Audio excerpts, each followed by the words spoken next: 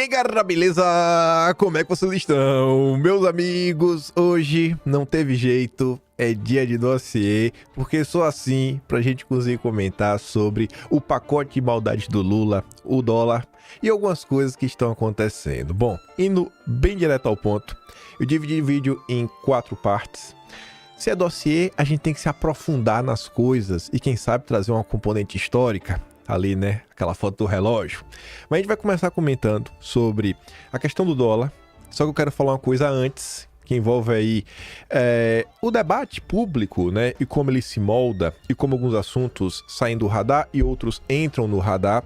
E eu já adianto para vocês, o que está acontecendo com o Lula, toda essa história, ela veio para ficar, até porque ela não chegou agora. Já tem tempo que ela tá aí. Aí depois da questão do dólar, a gente vai relembrar muitas coisinhas. A gente vai entrar no anúncio e das primeiras repercussões. Para quem acha aí que só o mercado que ficou insatisfeito, a direita obviamente está insatisfeita, saiba que não é bem assim. Existem divergências dentro do mercado. Teve gente que gostou do pacote de maldade do Lula e teve gente na esquerda que está desesperada. O que é que Lula está fazendo com os mais pobres? A gente tem que comentar sobre isso, mostrar algumas notícias. Tem uns para bater uns print hoje para você mandar pro seu amigo, principalmente aquela galera que ganha o salário mínimo, coisa preocupante. Aí a terceira parte é a melhor do vídeo de hoje. Não vou adiantar nada, vai ter que esperar. E no final, se der tempo, é um complemento para a gente arrematar tudo e mostrar o que é que realmente está acontecendo no Brasil e o descaso do Lula com o país como um todo. Mas vamos lá. Olha essa postagem aqui do Jean Willis. Eu acho que ele tá errado no ponto que ele diz que a culpa é da Globo. Mas, ao falar da questão de, assim, Bolsonaro saiu dos holofotes, ele não está de todo errado. Só que o problema não é o Lula, necessariamente. O Lula ajudou. O pacote de maldade também ajudou. Só que uma coisa que eu sempre falo pra vocês, e nos últimos dias eu repeti por diversas vezes, ainda cheguei a fazer aquela post, né? Vamos ver semana que vem, na quarta-feira. Eu falei dias antes da questão do tio França. Eu falei, ó, teve essa situação aqui. Se não aparecer nenhum fato novo, não vai durar mais do que 5 dias. Ninguém mais vai estar falando sobre isso. Ainda mais, assim, tudo indicar, porque o episódio do tio França terminou na tragédia. Ele não tá mais vivo. Então terminou na tragédia. Dificilmente o caso ia crescer. Quando deu quarta-feira da semana seguinte, né, que o caso foi no final da semana anterior, ninguém mais comentava, ninguém mais fala do tio França. Cadê? Olha toda aquela comoção num primeiro momento, naquelas primeiras 24 horas, diversas matérias da imprensa falando que a anistia acabou, agora isso, tem que regulamentar a rede social. A turma da esquerda, a imprensa, né, o establishment brasileiro, eles vão aproveitar todas essas oportunidades para tocar o terror, sabe? E desestabilizar as pessoas emocionalmente, mentalmente. Eles vão fazer isso. Só que você é uma pessoa diferenciada, ser esperto. Hoje, eu acho que com os exemplos aí, você percebe, os assuntos não duram mais do que 5 dias. Quando dura mais do que 5 dias, é porque é uma coisa assim muito fora da curva. E quando é algo muito fora da curva, as pessoas deveriam ter uma preocupação maior de tentar aproveitar esse time. Porque quando esse evento é mais longo, significa que você tem um poder de ação um pouco maior, porque as atenções estão voltadas naquela direção. Então, por exemplo, diante da situação da crise econômica, se a turma da direita tivesse um programa, né, bem desenhado, onde se pegasse o orçamento do que está acontecendo do Brasil como um todo, né, dos gastos essenciais, dos discricionários, colocar e falar, ó, a gente propõe isso, e começar a apresentar uma alternativa, além de você conseguir causar um grande desgaste para o Lula, porque é o assunto do momento e dificilmente a imprensa iria conseguir abafar, né, uma opção sendo colocada na mesa pela oposição, seria basicamente impossível. A turma tinha chance de realmente conseguir trazer um avanço, uma melhoria para o Brasil. Então, semana passada a gente viu o quê? A questão do golpe. Golpe. Eu falei, vamos ver quanto tempo essa história vai durar, porque ninguém aguenta mais. Se você voltar na semana passada, tem um tweet que eu peguei do Metrópolis e já falei, ó, pra mim aqui já tem um indicativo grande. Os tweets do Metrópolis que coloca breaking news, urgente, Normalmente aquele é o tweet do dia das 7 da manhã, quando tem a operação policial. Sempre é um tweet que engaja, mas engaja com força. Não bateu 60 mil visualizações, foi 59 mil e pouco. Pessoas estão cansadas dessa história de golpe, golpe, golpe, golpe, golpe, golpe, golpe, golpe, golpe. Aí a Vera Magalhães escreveu: como o governo conseguiu a proeza de tirar Bolsonaro do foco. Aqui é só a Vera Magalhães com revoltinha batendo no governo. A culpa não é do governo. A culpa não é do governo. Obviamente o governo ajuda, mas se você não apresenta nada novo, a história não vai conseguir andar pra frente. Aí o João Willis diz, né? Quem tirou o Bolsonaro do foco foram vocês, cretinos neoliberais, vassalos de especuladores, bajuladores de milionários exploradores e jornalistas sem talento nem caráter e com tom de voz de fazer taquara rachada tapar os ouvidos. Vocês querem esconder a organização criminosa.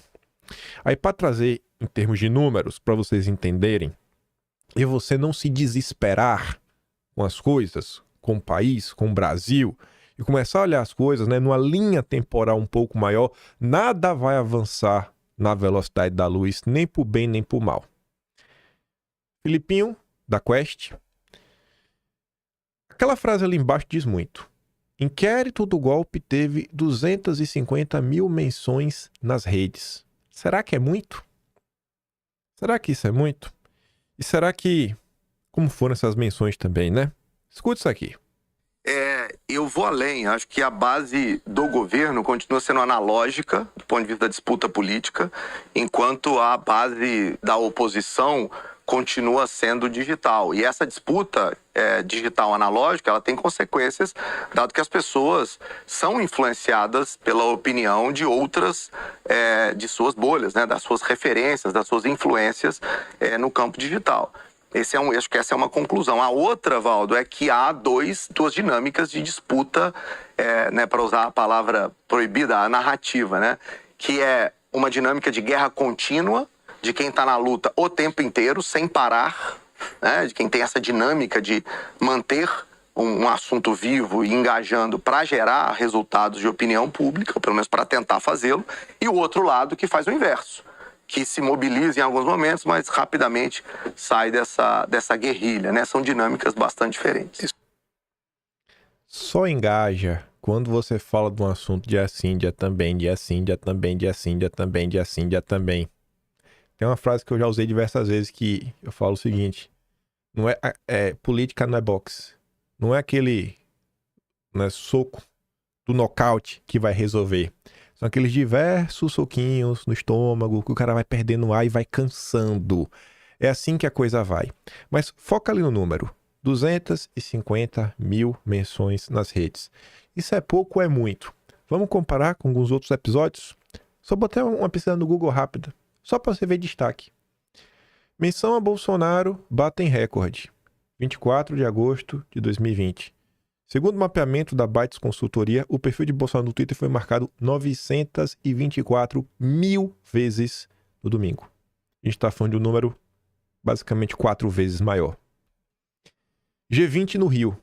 Durante a última semana, menções ao Rio, o G20 chegaram a 2,27 milhões de posts, dos quais 811 mil em português. Então vamos só focar nesses. A gente está falando de números mais de 3 vezes maiores. O G20 engajou mais do que o golpe. Silveira bate recorde de menções nas redes após indulto. Naquele dia foram 525 mil menções ao nome do parlamentar. Engajou mais do que o golpe. O golpe, que ninguém aguenta mais. Enem bate recorde de impopularidade nas redes sociais. 1,4 milhão de mensagens diárias. Então foi um número o quê? 6 vezes basicamente, quase 6 vezes maior do que isso daqui. Então assim, ninguém aguenta mais. E agora, a bola da vez, a narrativa, como ele diz, volta para a mão da direita, porque o senhor Dilma está com um problema muito sério e é um problema que o brasileiro consegue entender. Consegue entender. Diante da direita, temos uma oportunidade de conversar com um cidadão comum. O cidadão comum está prestando atenção, porque isso daqui não impacta só quem está pensando em ir na Disney. Dólar alto impacta Coisa básica, acompanhando o preço do trigo, que é o preço do pão, o alimento básico aí do brasileiro.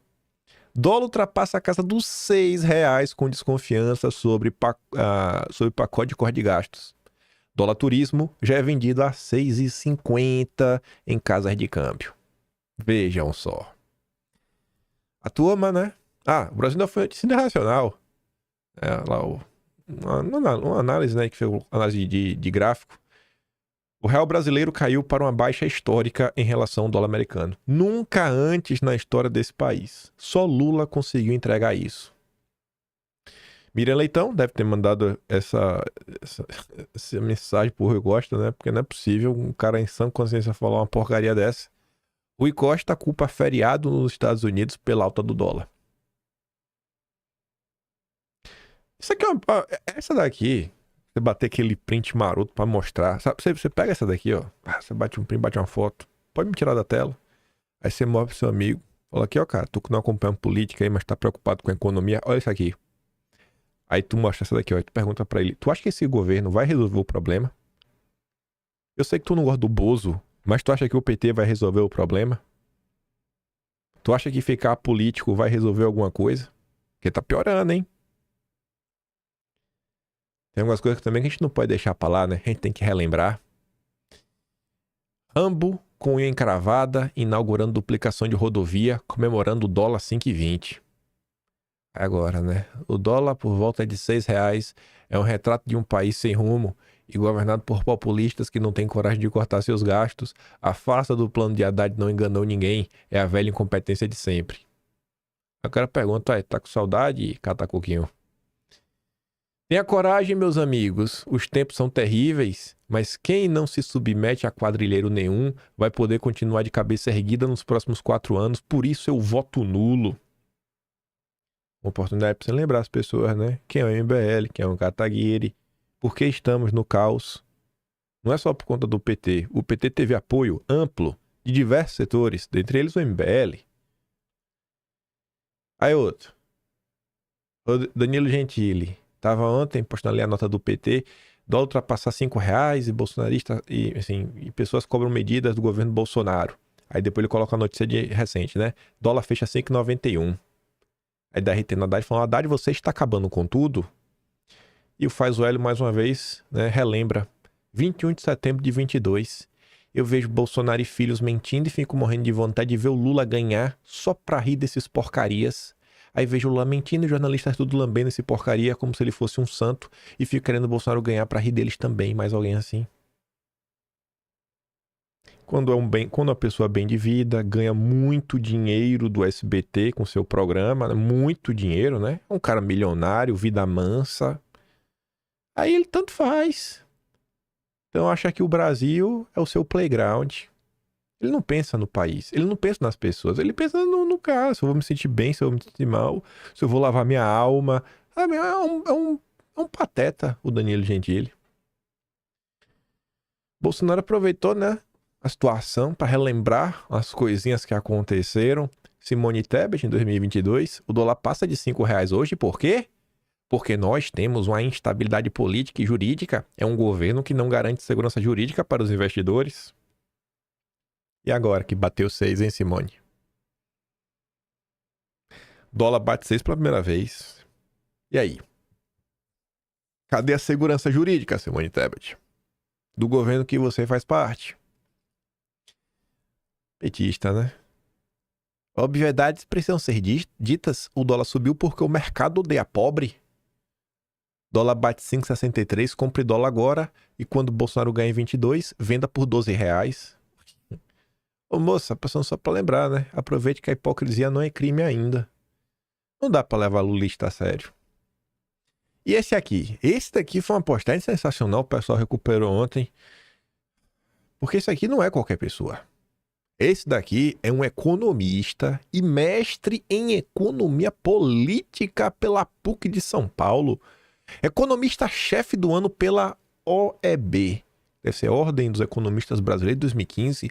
Top 5 BCB, não sei se é Banco Central do Brasil, câmbio e Selic anual 2021.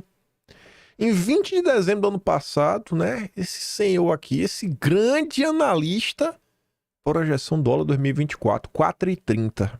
4,30, tá 6. Aí o bom é 83,4.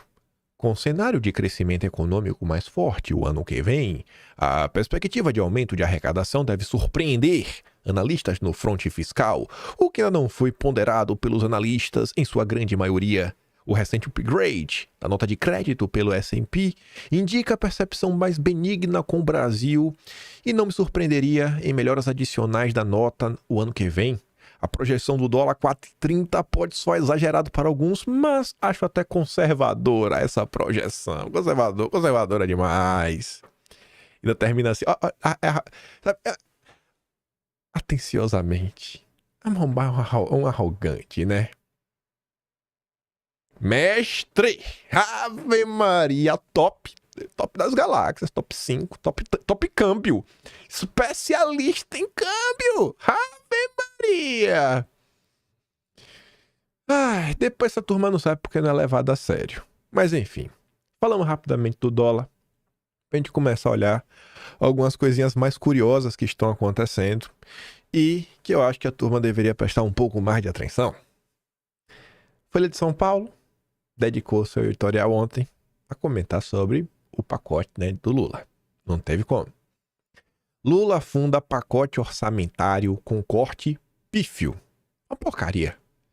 Medidas incertas para despesas são ofuscadas por benefício de 35 bilhões no imposto de renda, dólar e juros prejudicarão mais pobres. Aí o editorial longo, criticando do início até o fim tudo que o Lula propôs junto com Haddad. E a conclusão, que acho que resume o tom do editorial, o objetivo do pacote deveria ser, ao menos, atenuar preocupações de desarranjo fiscal maior até 2026. O governo, porém, criou nova rodada de dúvidas e descrédito, que se materializa na disparada do dólar e dos juros, que prejudicará, sobretudo, a maioria pobre e remediada. Nem como estratégia eleitoreira faz sentido. Ninguém conseguiu entender, foi intancável. Nem em termos eleitorais faz sentido. E a gente já tinha comentado ontem que a história do imposto de renda era pura cortina de fumaça. Não sabe nem se será aprovado e se for, só vale em 2026. Só tem bobinho. Só tem bobinho. Aí veja. Nem todo mundo reclamou. Teve gente que reclamou de quem estava reclamando, como a turma da Globo News. A Globo News é uma espécie de TV do PT. Porque não tem condição um lixo desse. Se esse pacote tivesse vindo não com 70 bi de corte, mas 100 bi, o mercado teria reagido com a mesma negatividade? Se tivesse vindo 200 bi de corte, era capaz de haver no mercado gente reclamando que não é austero o suficiente. Então o mercado está sempre reclamando. Mas não sei se o mercado reclamou como um todo não, viu? Foi o mercado como um todo, depende. Se você é um Zé Mané, um boca aberta, ou se você é um campeão nacional, pergunta se os campeões nacionais estão reclamando. Você vê outro comentário. André Trigueiro. Em um governo de centro-esquerda, eleito democraticamente, um dos países mais desiguais do planeta, não dava para espelhar do presidente Lula que fizesse exatamente aquilo que a cartilha da Faria Lima determinava. Será que o Lula realmente agiu como a esquerda espera? Vamos tentar entender isso, mas primeiro olhar, né? Esses dois posicionamentos, caso que dizem muito. André Esteves, nosso grande Dedé. Pacote fiscal é menos ruim do que a reação exagerada do mercado. Se acalme. Vai dar tudo certo para quem é campeão nacional. E o nosso grande Isaac Sidney, presidente da Febraban, né? Com certeza ele teve dedo nessa nota, mas a nota é em nome da instituição, é em nome da Febraban. Pacote fiscal foi na direção correta, mas há pontos de atenção, diz a Febraban. E qual o ponto de atenção? É porque dá para ficar melhor. Presidente da entidade, o Isaac Sidney, que representa bancos, diz que o governo não deveria perder a oportunidade de incluir a revisão dos pisos dos gastos com saúde e educação. Vamos cortar assim, tudo que der do pobre. Pobre não tem que ter direito a nada, só pagar imposto. Todas as crises, todas, e a gente vai relembrar algumas, que envolveram a economia no governo Lula, todas. Eu não lembro uma crise que senhor Dedé e senhor Isaac Sidney não entraram em campo para passar pano pro Haddad. Aí eu fico pensando, né? Por quê, rapaz? Por que eles protegem tanto o Haddad? Será que o Haddad tá fazendo exatamente a política econômica que esses dois esperam? Quando Lula teve sua reunião aí com os bancos, ambos estavam presentes. Tanto Isaac Sidney como o Dedé. Será que eles também estão no conselhão do Lula? A se perguntar, né? É incrível como as coisas vão se repetindo. Quando a gente teve aquele evento do Grupo Esfera, que o Rubens Ometo apareceu para criticar aí o Lula, né? Ah, tá um absurdo o que tá acontecendo, tudo mais. No mesmo evento, quem é que entrou em campo para passar aquele pano louco? O Dedé. O Dedé foi elogiado pelo Brasil 247 na época. Não fala assim do Lula não, cara. O Lula tá mandando bem. Ah, só não enxerga quem não quer. Aí, você vê, né? A Globo tá te levando a crer. Olha como as coisas são curiosas. Aí fica até parecendo que é de propósito. A Globo tá te levando a crer que quem tá reclamando, não é, do pacote do Lula são as elites. É o mercado.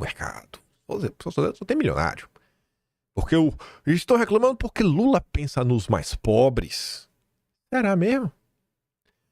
Olha o tweet de Thiago dos Reis. O maior lulista do país.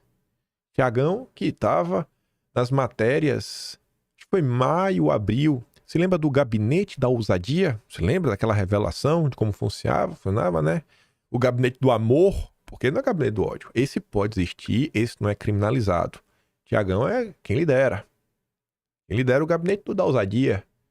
Atenção, hoje toda a esquerda traidora, a esquerda que a direita gosta, saiu do esgosto e está mostrando as caras, criticando a medida histórica do Lula e Haddad, fazendo antipolítica, fingindo que o Lula tem maioria no Congresso e o criticando. Os mesmos que passaram um mês disseminando fake news, que o Lula é cortado do FGTS, da multa salarial, etc., estão ao lado do bolsonarismo criticando o Lula. Mas a Globo me falou que o mercado que estava triste. Parece que não é só o mercado, né? Parece que a esquerda também está bem revoltada com o PT. O Lula até compartilhou, deu RT no tweet que eu fiz, que eu dizia: Haddad uniu o Brasil, esquerda trabalhista e direita unidas contra o pacote da maldade. Haddad só tem apoio dos lulistas Biruleibes, da Febraban e do Dedé BTG. O PT virou o partido dos bancos contra os mais pobres. Aí vamos ver alguns exemplos. O Leonardo Boff, não dá nem pra falar que é fundador do PT. O Leonardo Boff, assim, ele tá na gênese da esquerda brasileira, sabe? Antes de existir o PT, já existia Leonardo Boff. Aí é um negócio que é maior do que assim, maior do que sempre. Ah, não, vem de antes. Muito antes. Curioso, para discutir o pacote de reformas na economia, Haddad só chama a gente do sistema, o famoso mercado, a Faria Lima, economistas neoliberais. Por que o Haddad não chama sindicatos, movimentos sociais, CNBB, Movimento Nacional dos Direitos Humanos, CUFA, grupos de base? Mas, segundo o Thiago dos Reis, Leonardo Boff é de esquerda traidora. A esquerda que a direita gosta. O cara que fundou a esquerda que existe hoje no Brasil. É um traidor. Breno Altman. Um quadro histórico da esquerda brasileira. Traidor. Por que a fala de Haddad não disse claramente que haveria perdas para o salário mínimo e abono salarial, explicando os motivos? É eficaz o governo sempre ter discurso celebrativo? Não seria melhor método politizar o povo, sendo franco e direto sobre problemas e soluções? Só faltou o Breno Altman colocar assim, frase final: por falta de conhecimento, meu povo pereceu. Aqui é quase um tweet de Bolsonaro, né? Porque, pô, na boa. Quantas coisas aí Bolsonaro não veio, sempre entrou em campo para explicar, galera, tá acontecendo isso? Infelizmente, né? Eu queria fazer isso, mas tem que fazer aquilo outro, mas sempre com a verdade debaixo do braço. O Breno Altman tá cobrando a pessoa errada, né? Se ele queria alguém para falar a verdade dura, devia estar aí fazendo campanha para Bolsonaro. A mudança do cálculo de aumento do salário mínimo será responsável pelos cálculos do governo Lula por 1/3 dos cortes de gastos até 2030. Olha de onde o Lula espera obter o dinheiro que ele precisa para a conta fechar do salário mínimo. 110 bilhões de reais a menos para o bolso dos trabalhadores mais pobres, sobre uma poupança de 327 bilhões em 10 anos. É mole? Pedro Rossi, economista da Unicamp, de esquerda, fez aqui um gráfico mostrando como seria o crescimento do salário mínimo com a regra do Lula, que o Lula quer colocar, a linha azul, e em laranja é o número real que aconteceu ao longo dos anos. Se a regra do salário mínimo do pacote valesse desde 2003, hoje o salário mínimo seria em torno de 25% menor, ou seja, inferior a R$1.000. O crescimento dos governos Lula 1, né, de uma 1, então de 70% teria sido de 25%.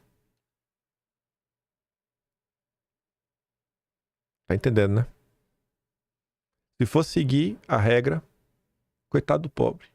Coitado do pobre. Você pode aqui, isso aqui é bom, né? As pessoas que você conhece, às vezes eu estou no seu local de trabalho, é aquela pessoa que, infelizmente, a posição dela só ganha um salário mínimo. Às vezes a pessoa lê o faxineiro da empresa, o porteiro, você fala, pô, cara, olha o que tá acontecendo, irmão. Olha o que o Lula tá fazendo. Esse cara aqui é da Unicamp. Poxa, olha, cara, esse daqui é petista. O Breno Altman é petista. E se ele não acreditar, você mostra notícia, cara, isso aqui é Folha de São Paulo, ó. Aqui não é jornal bolsonarista, não, ó. Mudança na regra vai tirar R$94 do salário mínimo até 2030. Lula tá tirando o pouco dinheiro que tu não tem. Ganho real salário limitado às regras do arcabouço. Técnicos admitem que a economia pode ser menor que o estimado. Mas se você critica isso, se você tá preocupado com o pobre, você é da esquerda traidora, segundo Tiago dos Reis. Você é da esquerda que a direita gosta. Realmente, eu queria uma esquerda que se preocupasse com o povo, não que tivesse ao lado de banqueiro. Em troca da promessa de isenção de imposto de renda em 2026, que ninguém sabe ao certo como virá e como será aprovada no Congresso, parte da esquerda aplaude um pacote de corte de gastos que impacta principalmente os mais pobres e os que dependem do salário mínimo. Tudo para se adequar ao arcabouço fiscal que o próprio Sapo deu de presente para Faria Lima. O lulopetismo realizou todos os sonhos da ala mais fanática da UDN. Essa postagem acho que pega na veia das antigas, né? Aí relembra aí, regime militar, UDN, os udenistas.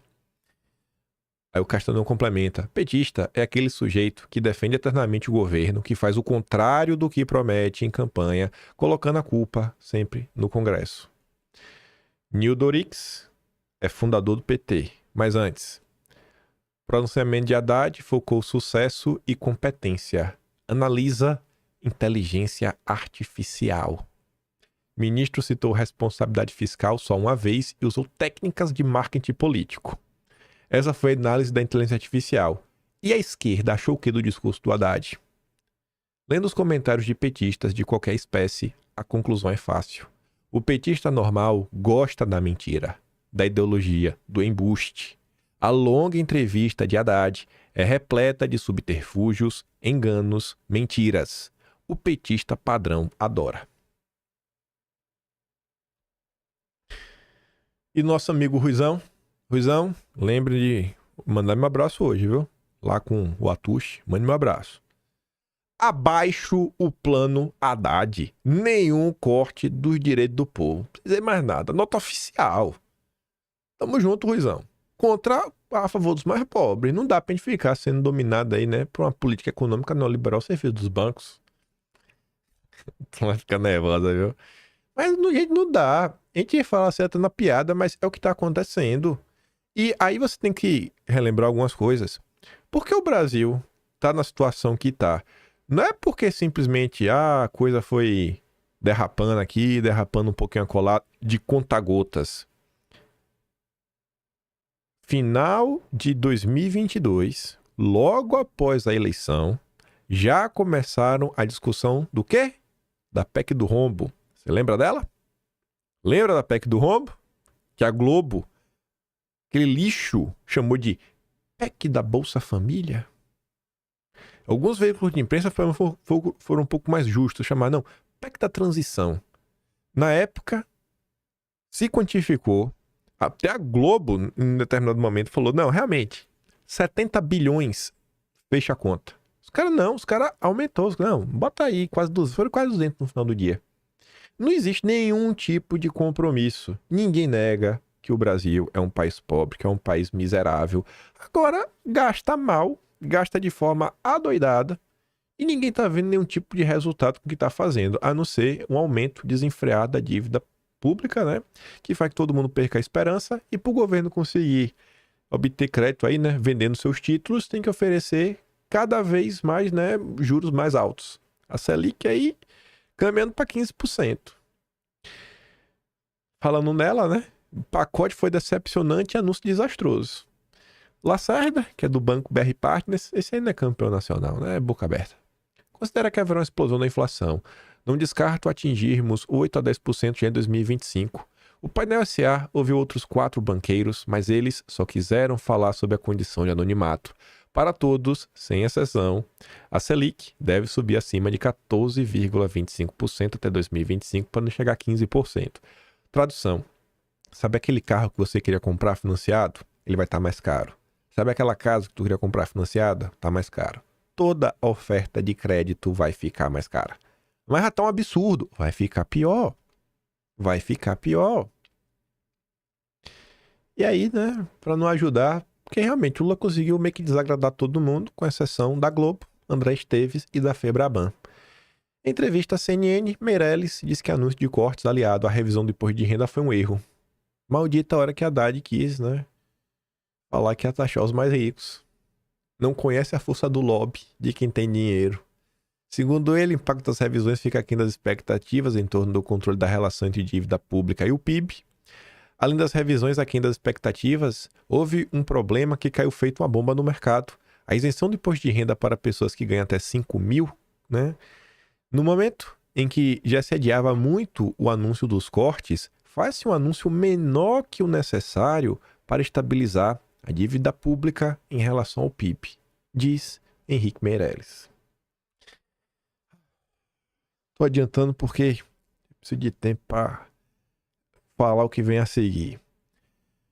Governo desidrata, pacote de Haddad, mercado reage e Congresso cobra emendas para aprovar neste ano. Então assim, ó, já tá horrível. Tá horrível. O Lula conseguiu desagradar a esquerda. Vai cortar em cima do pobre. A direita não suporta o Lula por motivos óbvios. Só sobrou Globo, Febraban, André Esteves. E o pacote do Lula depende do Congresso para ser aprovado. E parece que o Congresso não está muito feliz com o Lula. E parece que o imposto de renda, né, a isenção até 5 mil reais, parece que vai ser tipo a promessa de picanha, né? Se prepara para abóbora. A expectativa é que a proposta com as medidas seja encaminhada para o Congresso até sexta, enquanto o Planalto se mostra otimista com a aprovação. Líderes da Câmara e no Senado apontam que destravar o pagamento das emendas é condição para o aval do parlamento. Se não rolar emenda, não vai, velho. Não vai. Não vai.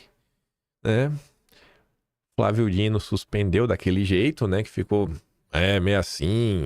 A galera falando, pô, parece que foi quase a mando do Lula. Parece que tá tendo uma certa politização do debate. Aí entra em campo a falar que não, o Lula tem apoio. Tem apoio. Quem é que diz que o Lula tem apoio? Pacheco. Pacheco é quase filho do Lula. E Alexandre Padilha, que é ministro do Lula, afirmaram que a suspensão das emendas, isso não vai interferir não. Não, mesmo sem pagar emenda não tem problema nenhum. Tem boa vontade no Congresso para aprovar até o fim do ano. Bom, Folha de São Paulo foi atrás de lideranças das duas casas, tanto Câmara quanto Senado, e reservadamente, sob anonimato, eles foram o seguinte, rapaz, se o recurso não for liberado, nenhuma pauta de interesse do Executivo será aprovada até o fim do ano. Segundo relatos colhidos pela Folha, a avaliação é que há grande insatisfação, sobretudo no chamado baixo clero, grupo sem influência política nacional expressiva. Mas que tem o seu nome aí, né, circulando em seu estado pelas obras que ele faz, né? Porque ele quer emenda fazer obra, fazer coisa no estado para conseguir destaque, né? Ficar de bem com a população. Parabéns, Lula. Realmente você conseguiu se colocar em uma situação ótima. E eu fico me perguntando, será que a direita vai tirar algum proveito disso a seu favor? Ganhar mais apoio da sociedade? O momento é agora. Aí, antes da gente relembrar umas coisinhas, quero só adentrar na matéria da Vera Magalhães, que o Jean Willis estava dando um chilique. Como o governo conseguiu a proeza de tirar Bolsonaro do foco? Mas quem teve a ideia de misturar o anúncio do pacote de gastos com a reforma sobre a renda? A pergunta sintetizada acima apareceu de diferentes formas em todas as conversas que tive, desde que o governo decidiu, depois de uma demora infinita, para elencar as medidas para tornar o arcabouço fiscal mais factível, trazer uma boa notícia junto para amenizar os desgastes. Não poderia ter dado mais errado. Por incrível que pareça, diante do jogo de bem mais de 7 erros cometidos pelo governo desde que antecipou que anunciaria um pacote de medidas, isso há mais de um mês, um marqueteiro foi consultado.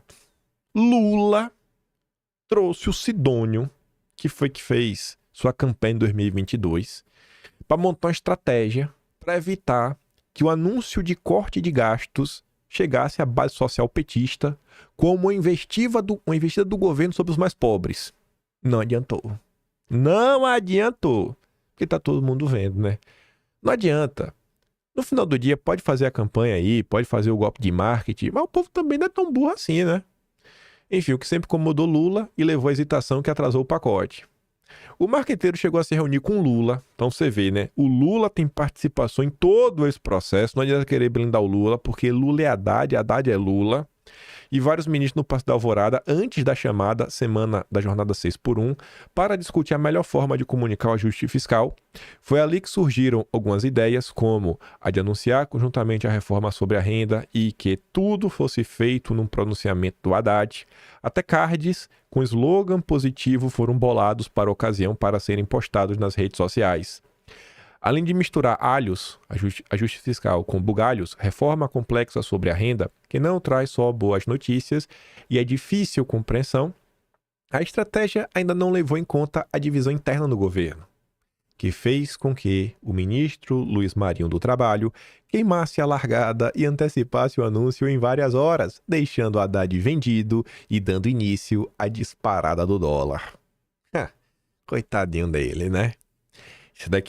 Isso daqui, aquelas postagens, é para quem ainda em 2024 tem aquele discurso bobo.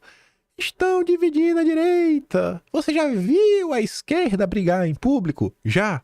Todo santo dia eu vejo a esquerda brigando. Todo santo dia, meu senhor.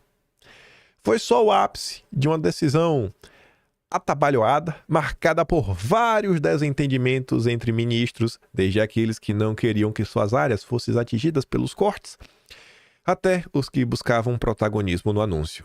Luiz Marinho, se enquadra nos dois grupos. Alguns ministros da área econômica também ficaram escanteados nas decisões finais. Enfim, ao abrir demais uma decisão que deveria tomar, Lula escancarou as divisões internas de seu governo. Para piorar, o time foi o pior possível. Depois de demorar muito mais que o imaginado para trazer à luz um pacote que o mercado assimilasse com uma preocupação real com o equilíbrio das contas, o governo pariu duas propostas confusas, que carecem de detalhamento, não têm consenso no Congresso, não trazem números claros de economia e impactos na arrecadação. E o pior, gente, uma coisa que acho que ninguém vai comentar, falo isso daí numa quinta-feira, hoje é sexta. De sexta até segunda, o grande parte do mercado não trabalha. Então, assim, se hoje e a tendência é a coisa fechar com os números negativos ficarão aí até segunda-feira. E ninguém sabe como é que vai abrir o pregão na segunda-feira. Porque o que o Lula vai fazer no final de semana? Promessas vazias? O que o Haddad vai fazer? Plantar bananeira? Chamar o André Esteves e o Isaac Sidney pra tocar uma música, o Haddad lá com violão, com a Natuzanel, não tem o que fazer. Por fim, Fez toda essa lambança que levou o dólar ao patamar inédito de R$6, na pior semana para Bolsonaro desde que deixou o poder. Não, não é a pior semana. Tá longe de ser a pior semana. Ninguém nem liga mais para a história do golpe. Com o dólar nas alturas e a bolsa aos solavancos, o foco do noticiário saiu do golpismo bolsonarista e foi para as inconsistências dos 2 pacotes anunciados por um Haddad bastante pressionado. Não vai dar para culpar o mercado, o Banco Central ou a imprensa. Os 2 primeiros guardaram as medidas ruins nas unhas. A última estava, enquanto aguardava, cumprindo seu dever de informar a população sobre os riscos que a democracia correu com Bolsonaro. Todo o efeito desastroso de um anúncio feito da pior forma possível tem de ser creditado a Lula, seus ministros e seus estrategistas de comunicação. Talvez o Lula tivesse ter ligado pro William Bonner, né? Mas assim, tudo que a gente comentou aqui que parece, nossa, surgiu uma crise. Não, não surgiu uma crise. Essa crise existe. Ela tá aí. Ela foi crescendo dia após dia. Dia após dia. Mas só pra mostrar isso daqui. E aí eu explico um pouquinho dela pra gente começar agora a fazer uma viagem ao passado. Bolsonaristas usam pacote de cortes para tirar foco de golpe e desgastar Lula. Expoentes do bolsonarismo voltaram as suas atenções para o corte de gastos anunciado pelo governo Lula e inundaram suas redes sociais com críticas ao pacote, tirando o foco do indiciamento de Bolsonaro e outras 36 pessoas na investigação sobre o golpe. O próprio Bolsonaro compartilhou um vídeo com imagens antigas de Lula falando negativamente sobre o mercado e comparando a postura do petista com declarações suas em defesa da responsabilidade fiscal. Também recuperou postagem de 2022 de Simone Tebet, então senadora, e hoje ministra do Planejamento, em que ela atribui a cotação do dólar acima de R$5 naquele momento à instabilidade política e jurídica do governo Bolsonaro. A gente já mostrou, né? Você vê que a imprensa está chateada. A imprensa torcedora. Essa matéria aqui saiu na coluna da Mônica Bergamo, mas quem escreveu foi Joelmi Tavares. Depois de correr tudo isso, agora que vem a parte boa. Eu fiz esse tweet, o vídeo já estava meio que pronto. Todo esse problema, assim, a crise, ela foi entregue em novembro de 2023. Pensa que você foi fazer uma compra online, né? A encomenda foi entregue em novembro. Aí chegou em tua casa. Só desembalou em abril. Aí as pessoas notaram e começaram a correr, porque sabiam o que estava vindo. A partir de maio. Junho e julho começou a sair a fumaça. Avisando assim, vou explodir. E agora explodiu, agora é novembro. Quem acompanha o noticiário de economia entenderá a linha temporal.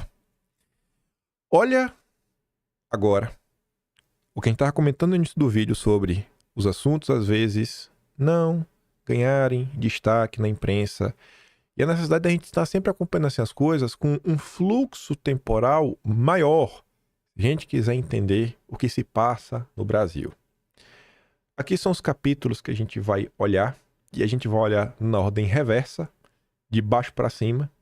Mas em novembro de 2023, se você for lá no Atlas, a gente vai lá, tem um capítulo chamado O Rambo e o Rombo. A meta fiscal de mentira. É o que a gente está falando agora. Por que o Haddad está fazendo esse corte? Que é para tentar alcançar a meta do arcabouço que ele mesmo prometeu. Abril de 2024. Acho que é bem sugestivo. A bomba fiscal. Maio de 2024. O adeus do mercado.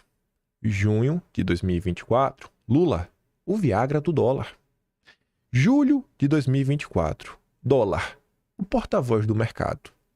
E o que aconteceu nesses meses? Que eu coloquei aqui e que eu acho que tem tudo a ver com o momento atual, para vocês entenderem que a gente não está diante de uma coisinha boba, uma coisinha qualquer, mas sim um problema muito mais sério do que estão tentando colocar de nós. Mas vamos lá.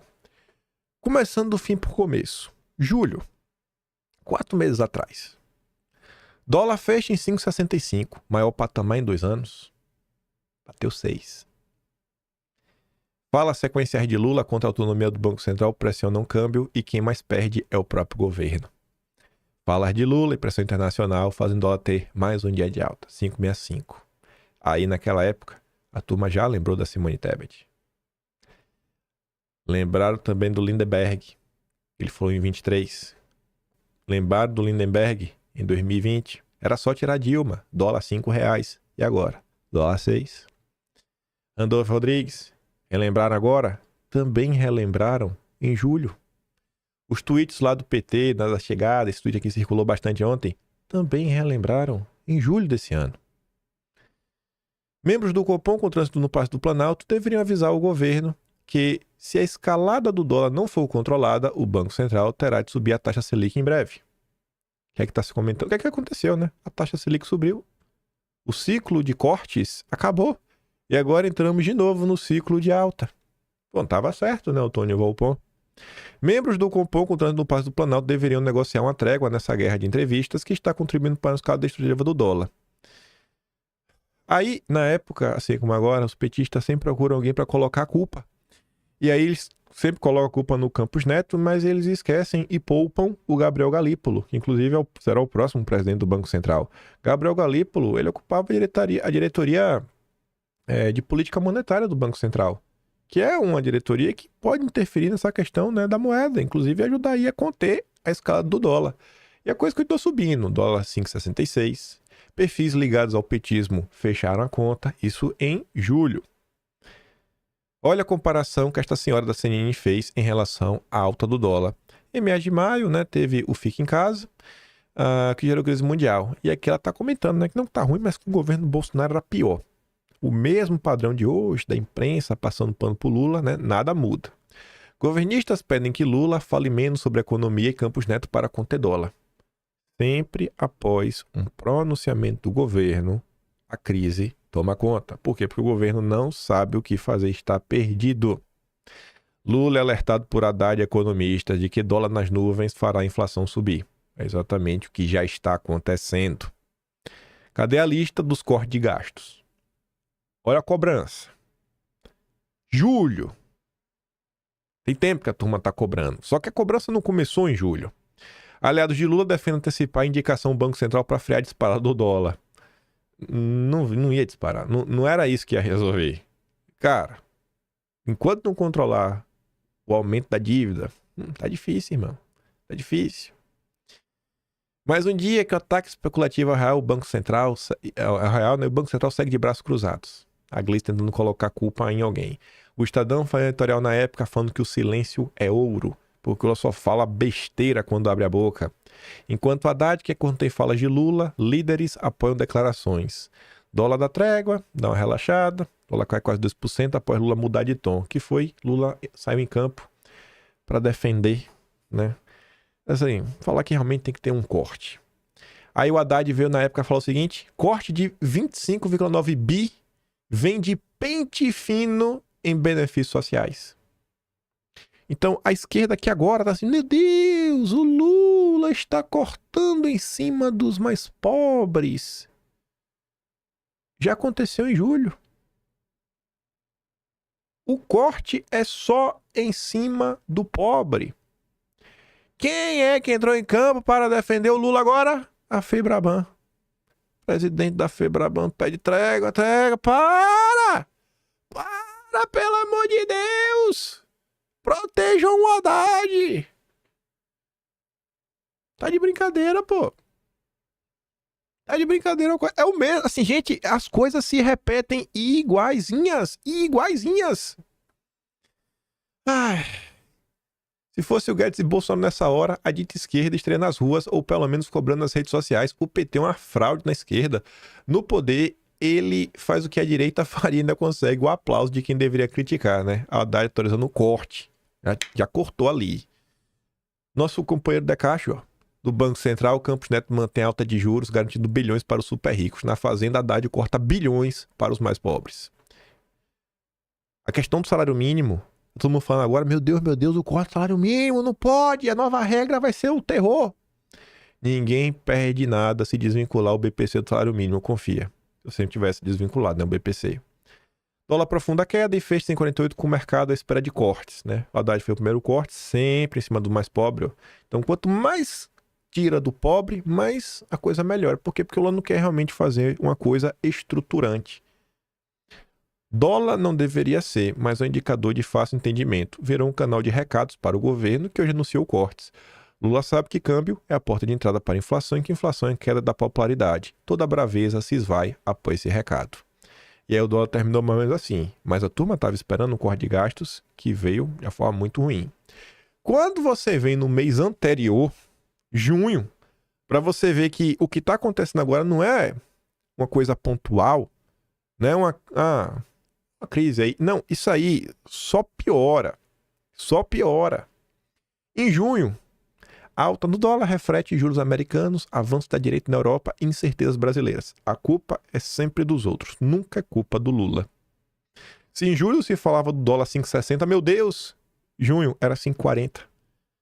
Olha a velocidade da escalada. Foi crise na época. Dólar sobe 5,48, maior patamar do governo Lula 3. A espera de decisão do Copom. Dólar turismo, 5,91, agora 6,50. Dólar em alta. Da mesma forma que a turma recuperou agora as postagens lá atrás, dificilmente veremos dólar consolidado acima de R$5, diz economista-chefe da XP. Esse daqui deve ter estudado junto com o economista lá da PUC, né? Dólar dispara e atinge 5,51 após fala de Lula sobre corte de gastos. Lula chama comentaristas de cretinos por associarem suas falas em entrevista à alta do dólar. Olha quem tava criticando o Lula, a Vera Magalhães. Ela diz, não tem como passar pano para isso. Não tem como passar pano para isso. A mesma coisa que ela fez agora, né? Então parece aí que entre Lula e as forças do mercado, Vera sabe que é melhor ficar do lado da força do mercado. Escalada se deu com a fala do presidente. O povo mostrando na época, né? Dólar sobe. Crise de confiança gera pânico. Aí, se você volta 2 meses antes para abril. É abril? Não, maio? 1 mês antes. Meu Deus. Do ponto de vista fiscal, acho que o Brasil deveria ter sido rebaixado. Armínio Fraga. Então, o desembarque já começou ali, porque a turma viu, cara, não tem como. Por que tinha que desembarcar? Por causa... Você vê, deixa eu ver, já está dando um subtítulo. Economista diz que houve clara deterioração das contas públicas e teme uma piora na economia, gera uma guinada política. A extrema-direita em 2026 seria uma desgraça. Eu me penitencio por ter acreditado que o PT teria seriedade fiscal. Não teve. Então, assim, é mês após mês, mês após mês. Não resolveu em maio, não resolveu em junho, não resolveu em julho. Pelo contrário, tivemos o mesmo comportamento por 3 meses seguidos. Agora de novo em novembro. Vocês acham que essa situação vai ser resolvida? Vocês acham que o que está acontecendo agora vai acontecer pela última vez? Vocês acham que não vai ter uma nova discussão sobre corte de gastos? Será que, diante do que está acontecendo, a direita não precisa estar um pouco mais organizada para aproveitar este momento, mostrando que a direita é um caminho melhor e também aproveitando para tentar avançar com algum tipo de agenda que ajude a todos, que ajude o brasileiro, que ajude o país, porque esse assunto vai voltar. Não é uma coisa qualquer, não é um assunto que veio, desapareceu, ficou ali na história do governo. Não, é um negócio que é mensal. E vai. A ficha caiu. A visão pessimista de Benjamin Steinbrück sobre o Brasil. Tripé macroeconômico é manco, diz Pércio Arida. Criticou o quê? Criticou a ameaça populista de déficits fiscais crescentes, que é o que está acontecendo. O mais novo nome no bolsão de apostas para o Ministério de Lula. Ele está comentando lá para ser uma mudança. Quer dizer, aqui foi uma matéria de 2022 falando que o Benjamin Steinbrück poderia ser ministro do Lula, já estava também, né, desgostoso. Desanimados com política econômica, banqueiros industriais via Haddad isolado. Marcos Lisboa, como é que alguém investe no Brasil? Herdamos uma situação difícil, sempre colocando a culpa no outro. Se você pegar aquela matéria da Folha de São Paulo, falando da inteligência artificial que analisou o discurso do Haddad, naquela matéria está falando que o governo está utilizando a tática do inimigo em comum e aí tentou acreditar o problema a Bolsonaro. É o mesmo padrão. O fantasminha que prejudica a economia brasileira é a falta de credibilidade. Deterioração do cenário econômico.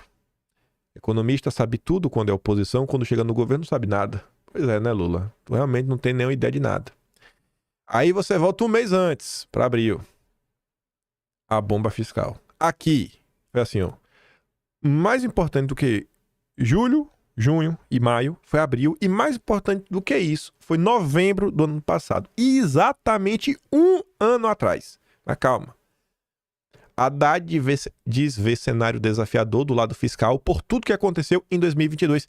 Cara, é o tempo todo colocando a culpa. O tempo todo colocando a culpa no governo anterior. Gente, é um padrão. É um padrão. Vocês não estão percebendo isso? Tebet não descarta mudança nas metas de 2024, 2025 e diz que aumento de receita está se exaurindo. É mesmo. Eles apresentaram arcabouço fiscal falido desde o dia 0. Acabou com o teto de gasto pra quê? Pra nada. Pra entregar esse caos. Não resolveu nada. Setor público tem déficit primário de 48,7 bi em fevereiro. Dívida sobe. Brasil precisa virar a página da irresponsabilidade fiscal. E não virou até agora. Haddad cita a mudança de cenário e diz que busca meta factível para contas públicas em 2025. Estamos esperando. Governo deve desistir de meta de superávit de 0,5% no ano que vem. Agora não consegue nem fechar no 0. Governo pode liberar 3 bi emendas de comissão para agradar a base aliada. O que é que precisa? O que é que precisa para aprovar o pacote? Liberação de emendas. Nada muda. A gente está no ciclo e esse ciclo ele vai se repetir daqui a poucos meses, talvez até mesmo no mês que vem. A tendência é que a gente vai entrar em dezembro com essa discussão. E aí? Da mesma forma que em abril desse ano tivemos o episódio do Twitter Files, onde no episódio do Twitter Files diversas coisas aconteceram e tudo mais, muita gritaria, a galera às vezes fica batendo na tecla de uma mesma coisa, que depende de números, que são números que a direita não tem, especialmente no Senado, e em vez de focar em alguma medida acessível e com chance real de vitória. Mas a gente só vai conseguir um pedaço da unha. Cara, é melhor que nada. Porque esse assunto vai voltar. É um assunto que fala com toda a população brasileira. O que é que a direita quer? Trazer mais... A direita... Tem que unir a direita. Unir pra quê? Pra ter mais gente, né? Então vamos falar com o povo. Vamos ampliar o leque de debate. Câmara aprova mudança no arcabouço que libera mais 15 bi a Lula de forma imediata. Mas também teve liberação de emenda nesse processo, né? Meta para 2025. Mais importante que o número é a tendência. Né? Passando pano como sempre, Miriam Leitão. É buscar o equilíbrio. Não chegou no equilíbrio. Pelo contrário. O governo propõe reduzir metas para contas públicas e superávit só em 2026. Foi o que aconteceu. Teve mudança no arcabouço. Em abril. Era uma vez o arcabouço fiscal. Acabou aqui. Governo Lula revê a trajetória das contas e adia ajuste fiscal para próximo presidente. O que Lula está fazendo é algo somente paliativo. A gente vai esperar para tentar consertar o Brasil a partir de 2027. Tá todo mundo sofrendo. Tu tá feliz? Tu tá feliz com o teu poder de compra? Tu tá feliz indo no supermercado todo santo dia vendo as coisas mais caras? No governo anterior o dólar bateu 6, né? Qual governo, Haddad? O teu, né? Bateu 6 ontem, né, pai? Profecia autorrealizável. Real tem um dos piores desempenhos entre as moedas emergentes nesta terça. O dólar dispara. Real é a segunda moeda que mais se valoriza, aqui é relembrando como foi o governo Bolsonaro, né? Bolsonaro valoriza, o governo Lula cai. Real já supera peso argentino em desvalorização. Mudança da meta, derrota para Haddad. Dólar hoje é exagero, mas o cenário piorou. Era exagero em abril. E agora, Miriam? E agora R$6? Porque antes de passar, você teve a crise do 5,40, teve a crise do 5,60, entrando na crise do 6. Vai ter que vir a crise do 6,50, crise do 7. Quando é que as pessoas vão acordar? Mudança de meta, crise no Oriente Médio, juros americanos criam ambiente negativo no país. É sempre os outros, é sempre lá de fora. Brasil em busca de enfraquecer metas fiscais estabelecidas há apenas um ano. Notícia internacional. Com a mudança no arcabouço, levará 10 anos para voltar ao patamar atual da dívida PIB. Dívida bruta já subiu 1 trilhão sob Lula. Uma má notícia para a Haddad, equipe econômica. Empresários levantam preocupação, contas no vermelho até 26. Gastos obrigatórios crescem mais que arcabouço. JP Morgan aumenta a previsão de Selic para 10%. Já se fala em 15%. No intervalo de 7 meses. de 7 meses, saiu de 10 para 15. Estamos falando de um governo que está tendo problemas fiscais evidentes. Contas do Brasil voltam a preocupar investidores estrangeiros após passar pano para a gastança do governo e comprar promessas de Haddad e Faria Lima cai na real. Deixa eu ver um negocinho aqui que eu...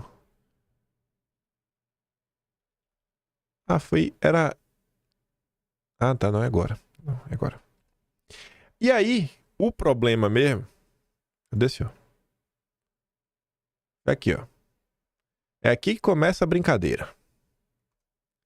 Aqui começou a crise do governo Lula. Novembro de 2023. Brasil é o terceiro mais endividado. Aqui começou a se desenhar o caos. Aqui começou. Aqui, novembro. Mercado projeta rombo de 1,2 em 2024. Déficit chega a 97 bi. Começou aqui. Dívida pública cresce. Dívida se aproxima a 90% do PIB no início da próxima década. Tesouro e BC com resultado opostos para contas do governo, altamente incomum, diz Banco Central. O governo poderá ter que compensar rombo maior de estatais neste ano, algo que não ocorre desde 2015. Após 8 anos, Tesouro pode ter de bancar prejuízo de estatais. Superávit, né? Superávit. Governo Bolsonaro. Estatais. No governo Bolsonaro, as superávites, né? As estatais era superávit. No governo Lula, rombo. Rombo nas contas, dispara e o governo faz quarto bloqueio seguido. Metas da nova regra fiscal serão descumpridas em 2023 e 2024, prevêem economistas. Aqui se inicia o caos. Superávit primário do governo central cai. Contas públicas têm superávit de 18,3 bi em outubro, pior mês desde 2020. Haddad atribui déficit de 2023 a esqueletos da gestão passada. De novo. Toda a santa crise é o governo de Bolsonaro. Todo mês da crise, Haddad coloca com o Bolsonaro. Miriam Leitão, Haddad destaca a herança pesada do governo Bolsonaro sobre as contas públicas. A realidade fiscal bate a porta. Aí que vem. Aqui a gente tá falando basicamente sobre o episódio. A meta fiscal de mentira. Governo chama relator da LDO para discutir opções sobre revisão do déficit zero. Ala do PT quer déficit fiscal ainda maior, 0,75 do PIB, para poder gastar mais. Ministros buscam saída honrosa para Haddad. Haddad ganha força e vai insistir no déficit zero em 2024. A natureza de Lula, né? A natureza é de gastança. Ai. O tamanho do déficit. Não cumprir meta, governo sofrerá consequências da lei, diz o Lira. Lula não cita meta, mas promete a estabilidade fiscal. A armadilha está pronta. Lula diz que o Brasil vive crise de arrecadação engraçada. Deputado do PT apresenta emendas à LDO que mudam meta fiscal para déficit de 0,75% ou 1% do PIB. PT não embarca na pauta da Fazenda e repete dinâmica do governo Dilma II. Realmente, né? O presidente nunca disse que ia mudar a meta fiscal. Aqui foi o caos. Né? Porque está no mês de novembro. No final do mês de outubro, essa aqui é a fala. Aqui foi o caos. Dificilmente chegaremos à meta zero. Em um ato de sincericídio, em 27 de outubro, Lula fez um posicionamento que parou a política, assim, o noticiário de notícias econômicas do país. E aqui, como foi no final do mês, né, a rebarba começou a entrar com força. Obviamente, no final, imediatamente, mas entrou ao longo do mês de novembro, a turma começou a falar, peraí, o que está acontecendo? Um ano atrás, ficou claro, não vai. O Brasil está numa rota para o abismo, está acelerando, sem freio. Esse assunto vai voltar.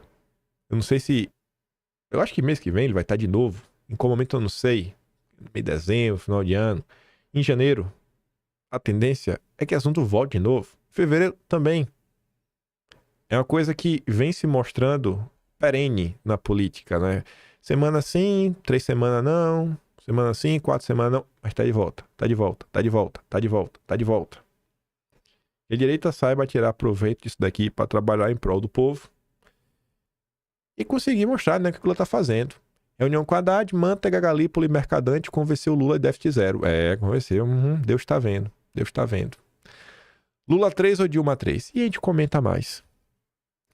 Eu acho que quando você coloca as notícias numa sequência, né? Você vai assim, mês a mês que foi acontecendo, você vai voltando e fala, cara, como as coisas vão se repetindo, né? Aí você tem uma percepção um pouco melhor da história. Você vê que o que tá acontecendo agora não nasceu ontem. Né? Não, o dólar chegou a 6. Cara, peraí, até chegar a 6 teve muita água. Muito chão, viu? Muita coisa aconteceu até o dólar bater R$6. E é isso, né? Pra contar essa história, só o Atlas brasileiro. Me perdoa, sem querer ser arrogante. Um dia as pessoas vão entender o que é o Atlas. Eu sinto que as pessoas ainda não entenderam. Um dia a própria direita vai entender, né? Valorizar um pouco mais. Quiser saber o que aconteceu na história do Brasil durante o governo Lula 3, ninguém escreveu. E pediu alguém escrever. Não, teve aquela fala do Lula lá em outubro. Aquela fala de outubro foi clássica. Teve aquilo ali, aí tiveram sinais ao longo dos meses, né? Mas contar de forma organizadinha. Mostrar o fracasso econômico do governo Lula e outras coisas que estão acontecendo no Brasil. Só o Atlas. Não é um... O Atlas não é uma, sei lá... Cara, é um livro de história no final do dia. Tem pra onde correr. E obrigado aí, né? Quem apoia o projeto. Que eu não vendo a unidade do Atlas, né? Se você não é assinante, tem interesse em assinar. Se você assinar o Atlas, você tem acesso a todos. Seja você assinando hoje, seja você assinando no mês que vem. Talvez seja injusto com quem assina desde o início, né? Mas, sei lá. Eu digo, pô, é o projeto. Desde que o projeto consiga se pagar quem me ajuda a escrever, já tá valendo. Dá um baita trabalho. Ainda mais nesse final de mês. Nos últimos 3 dias do mês, hoje mesmo, ontem, eu assento para começar a montar os Atlas do mês seguinte. Que eu, assim que o mês vira, logo rápido eu tento pegar para mandar para Gabriela e Texugo começarem a montar o esqueleto. Para eles começarem a fazer, enquanto isso ainda tô terminando de revisar o do mês anterior para mandar para Mari. Para Mari já mandei uma parte, eu sei que ela não vai terminar de revisar todo, então adiantar para montar esqueleto, para mandar pro pessoal, fazer, para já começarem a escrever desde o início, desde o dia 1, para ter tempo e sair na data. E aí quando vira o mês, eu termino de revisar o desse mês para mandar para Mari. E dia 15 sai o dia 15 agora, que aqui em dezembro já saiu de outubro. De outubro sai agora, dia 15. 45 dias de delay.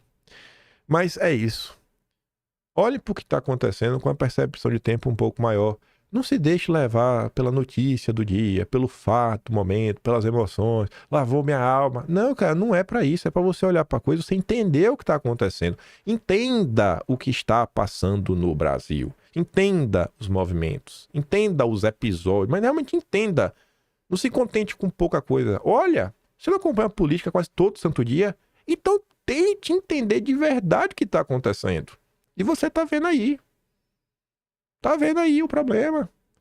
E essa questão de Bolsonaro também vai voltar. Vai entrar agora meio que em recesso. Essa empresa vai tentar colocar uma matéria aqui, uma matéria colar. Aí vai falar disso. Tá ficando cansado, porque fato realmente novo não tem. Não tem. E se a empresa também não tem fato novo, a própria direita também precisa criar fatos novos para a sua agenda política. A direita tem que faltar a sua agenda política, ela não pode ficar numa agenda única, monotemática, batendo na mesma tecla. Bater na mesma tecla todo dia é importante, tem que bater. Mas não pode ser um assunto só. O problema é um assunto só, tem que ampliar, tem que botar mais assuntos para trazer mais pessoas. Gente, o cenário, aos trancos e barrancos, o governo Lula erra tanto que a direita tem uma oportunidade diante de si. Né? Infelizmente, o Lula está destruindo o Brasil. Assim, e uma das consequências disso, né, ninguém torce para isso acontecer, é que tá vindo aí uma vinda gigante para surfar, tirar proveito da situação. Fico por aqui. Siga o meu trabalhinho, quiser dar um pouco mais, pode se tornar no meu canal, tem um botão de valeu, tem um Patreon na descrição e tem um Atlas brasileiro, né, kimpaim.com.br, onde você pode pegar desde janeiro de 2023 e acompanhando mês a mês o que se passa aí na política econômica. Aí você vai entender de uma forma assim um pouco mais ampla como chegamos até aqui, como chegamos no caos atual. Aquele grande beijo, abraço, né? Tamo juntos. Valeu, meus amigos. Amanhã voltamos. Fui!